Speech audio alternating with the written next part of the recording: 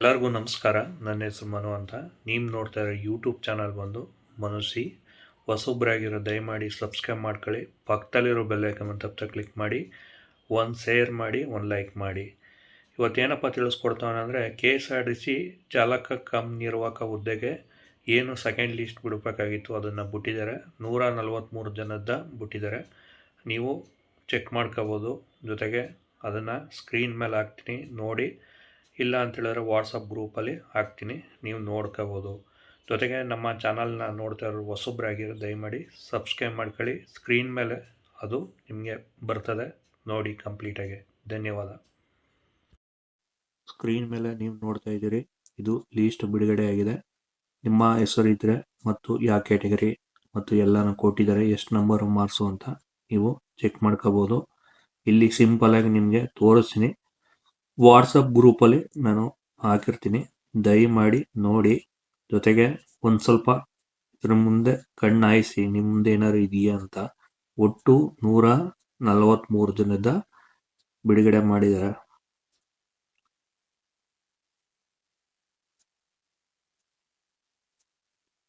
Second list ಬಿಟ್ಟಾಯಿತು. ಇನ್ನು BMTC ದೊತೆ ಈ ಬರೋ ಮಂತ್ ಒಳಗೆ ಬಿಡುಗಡೆ ಆಯ್ತದೆ, ಅದುವೇ ವೆಯ್ಟ್ ಮಾಡಿ.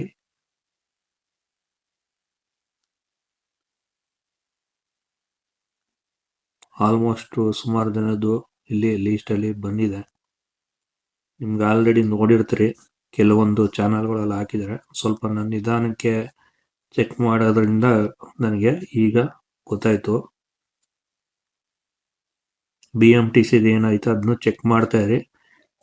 ಸದ್ಯದಲ್ಲೇ ಬರ್ಬೋದು ಅಂತ ನನ್ನ ಅನಿಸಿಕೆ ಇರೋದು. ಇಲ್ಲಾಂದರೆ ಬರೋ ಮಂತಲ್ಲಿ ನಾನು ನಿಮ್ಗೆ ಯಾವ ಡೇಟಲ್ಲಿ ಬರ್ತಾರೆ ಅಂತ ತಿಳಿಸ್ತೀನಿ.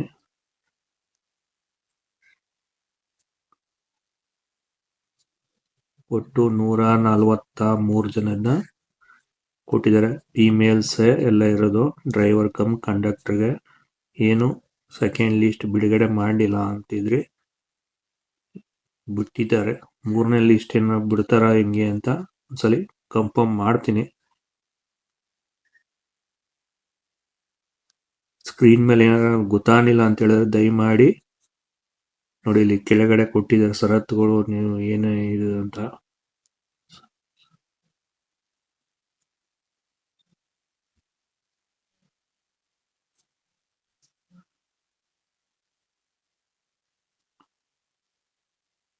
ಏನಂತ ಇದು ಮಾಡಬೇಕು ಅಂತ ಕೊಟ್ಟಿದ್ದಾರೆ.